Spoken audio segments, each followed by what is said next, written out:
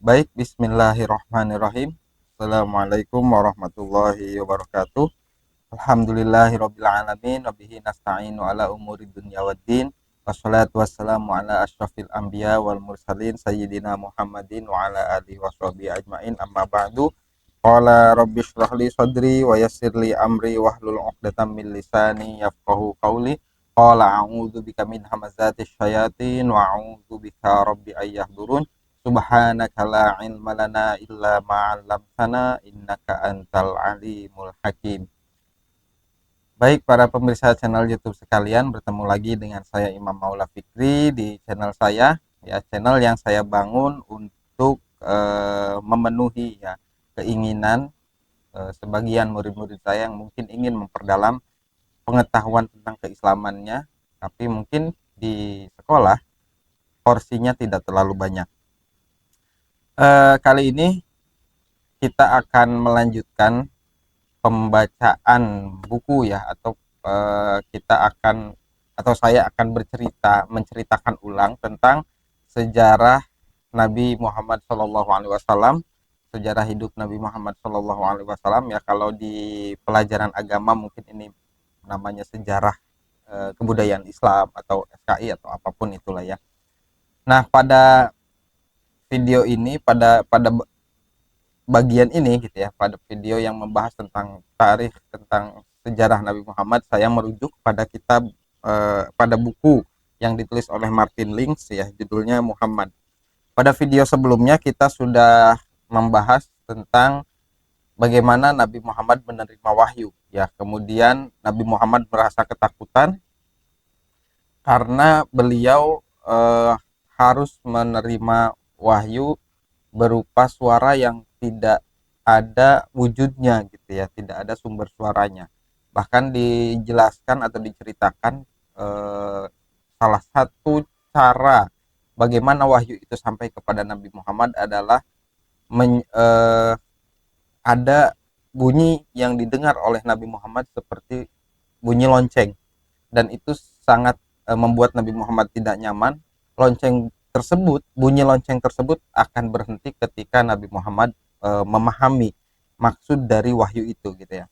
Nah, karena Nabi Muhammad sangat ketakutan, kemudian Allah menegaskan bahwa Nabi Muhammad itu tidak memiliki gangguan mental lah gitu ya, karena Nabi Muhammad sendiri takut apakah ini halusinasi mungkin kalau istilah sekarang gitu ya. Dalam wahyu yang kedua yaitu surat Al-Qalam, itu Allah menjelaskan bahwa wa innaka la'ala khuluqin azim, sesungguhnya engkau itu memiliki akhlak yang mulia gitu ya. Kemudian setelah itu terjadi jeda tidak diturunkannya wahyu, Nabi Muhammad menjadi cemas apakah Allah marah. Kemudian Allah menegaskan lagi bahwa prasangka Nabi Muhammad itu tidak tepat gitu. Turunlah surat Ad-Duha ya, Ad-Duha. Nah, setelah itu Nabi Muhammad mulai menceritakan apa yang dialaminya ke orang-orang sekitarnya. Tapi sebelum kita masuk ke siapa saja sih orang-orang pertama yang Nabi Muhammad berikan cerita tentang kenabian itu, di sini ada satu paragraf ya, yang satu paragraf yang menjelaskan di mana atau bagaimana Nabi Muhammad setelah mendapatkan wahyu ya, ibadahnya diajarkan oleh siapa. Nah, dalam buku Martin Lings ini dalam buku ini dijelaskan bahwa Nabi Muhammad setelah menerima surat Ad-Duha itu kemudian diajari oleh malaikat Jibril bagaimana caranya untuk sholat ya, yang sekarang menjadi salah satu syariat dalam rukun Islam, dan hal yang paling pokok lah, salah satu hal yang paling pokok dalam Islam itu sendiri yaitu sholat. Nah, di sini dijelaskan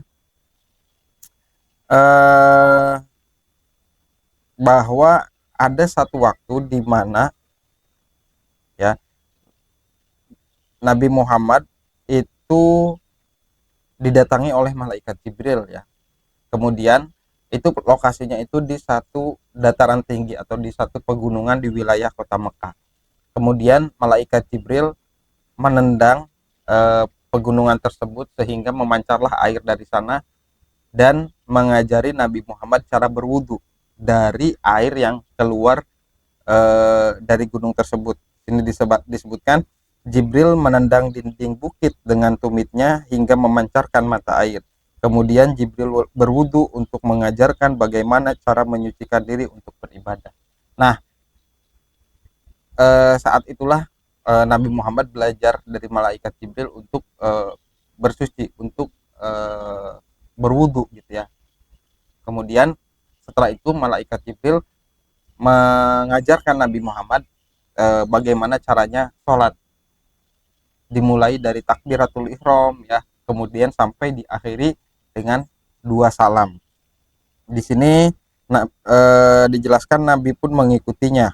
Lalu Jibril menunjukkan tata cara sholat, berdiri, ruku, sujud, dan duduk dengan mengulangi takbir, yaitu ucapan Allahu Akbar dan salam terakhir, Assalamualaikum gitu ya. Nabi pun mengikutinya. Baru setelah itu Jibril kembali ya. Kemudian Nabi Muhammad kembali ke rumahnya. Dan setelah itu apa yang diterima Nabi Muhammad menceritakan ke orang-orang sekitarnya. Tentu orang yang pertama diceritakan adalah istri beliau, yaitu Sayyidatuna Khadijah, karena Sayyidatuna Khadijah lah yang menemani Nabi Muhammad, dan orang yang mungkin kalau kita runut secara sejarahnya gitu ya, orang yang pertama mempercayai ya kenabian Nabi Muhammad ya istri beliau Sayyidatuna Khadijah. Beliau tidak menolak, beliau tidak membantah apa yang diceritakan suaminya, beliau mendukungnya gitu ya. Beliau menguatkan Nabi Muhammad yang saat itu bahkan dirinya merasa ketakutan, bahwa Nabi Muhammad merasa ketakutan, khawatir ini adalah sesuatu yang tidak nyata gitu ya, khawatir ini adalah halusinasi. Nah, Siti Khadijah lah yang menguatkan beliau sampai Nabi Muhammad itu dibawa ke pamannya Warokoh bin Naufal yang merupakan salah seorang pendeta dan memiliki kemampuan, memiliki keilmuan tentang kitab-kitab terdahulu. Walaupun sebelum itu ya, Siti Khadijah sebelum melamar Nabi Muhammad juga sudah berkonsultasi dengan pamannya beliau gitu ya, dengan Warokoh ini. Nah, selain Siti Khadijah ya, orang yang selanjutnya memeluk Islam adalah Sayyidina Ali bin Abi Thalib. Kemudian ada Zaid bin Harisah ya. Dua orang ini kalau teman-teman ikutin gitu ya, dalam video ini saya menjelaskan bahwa Sayyidina Ali ini merupakan anak dari paman Nabi ya, Abu Thalib, yang juga ikut merawat Nabi. Karena tapi pada kondisi ada satu kondisi di mana ketika kakek Nabi meninggal, Abdul Muthalib meninggal, itu tidak meninggalkan apapun gitu ya untuk keturunannya. Salah satu anaknya Abdul Muthalib atau pamannya Nabi Muhammad adalah Abu Thalib, itu juga memiliki anak yang cukup banyak. Khawatir tidak terawat, makanya Nabi Muhammad merawat Sayyidina Ali dari kecil gitu ya. Jadi Sayyidina Ali itu bukan hanya sekedar sahabat Nabi, tapi juga orang yang dekat dengan Nabi Muhammad, karena Nabi Muhammad ikut mengurusi beliau dari kecil. Kemudian yang kedua adalah Zaid bin Harisah. Zaid bin Harisah ini dijelaskan pula dalam video-video sebelumnya bahwa dia adalah salah satu beliau adalah anak angkat Nabi Muhammad. Bahkan pernah saking sayangnya gitu ya Nabi Muhammad pada Zaid ini, diceritakan bahwa Zaid ini pernah Nabi beri panggilan ya, mungkin atau semacam itulah, Zaid bin Muhammad, sehingga Allah menegur itu tidak tetap harus Zaid bin Harisah gitu, tetap harus nasabnya jangan sampai hilang, kurang lebih seperti itu. Dan Zaid juga sangat senang ketika Nabi Muhammad mengangkat beliau sebagai anaknya. Buktinya adalah ketika orang tua Zaid datang kepada Nabi Muhammad dan meminta untuk eh, mengambil kembali Zaid lah, kurang lebih seperti itu. Zaid lebih memilih hidup bersama Nabi Muhammad Shallallahu Alaihi Wasallam. Itu adalah orang-orang pertama yang kemudian mempercayai kenabian Nabi dan memeluk Islam. Orang yang selanjutnya adalah Abu Bakar, ya. Abu Bakar adalah sosok yang disukai dan dihormati karena berpengetahuan luas, berkelakuan baik dan menyenangkan. Banyak orang datang berkonsultasi kepadanya mengenai berbagai macam persoalan. Nah, Abu Bakar ini kalau dari sejarahnya, dari ceritanya adalah teman kecil Nabi. Di beberapa buku yang saya baca, ya mungkin termasuk di sini juga dijelaskan bahwa eh, teman kecil sepermainan Nabi adalah Sayyidina Abu Bakar. Maka beliau sangat percaya, Nabi Muhammad sangat percaya kepada Sayyidina Abu Bakar, dan Sayyidina Abu Bakar pun sangat mendukung Nabi Muhammad Shallallahu Alaihi Wasallam. Sayyidina Abu Bakar adalah salah satu sahabat beliau yang paling setia ya terhadap ya di empat-empatnya, empat sahabat utama Nabi ya semua setia gitu. Tapi kalau dilihat dari perjalanan cerita sejarahnya, termasuk yang paling dekat itu Sayyidina Abu Bakar karena beliau adalah sahabat kecil Nabi, ya.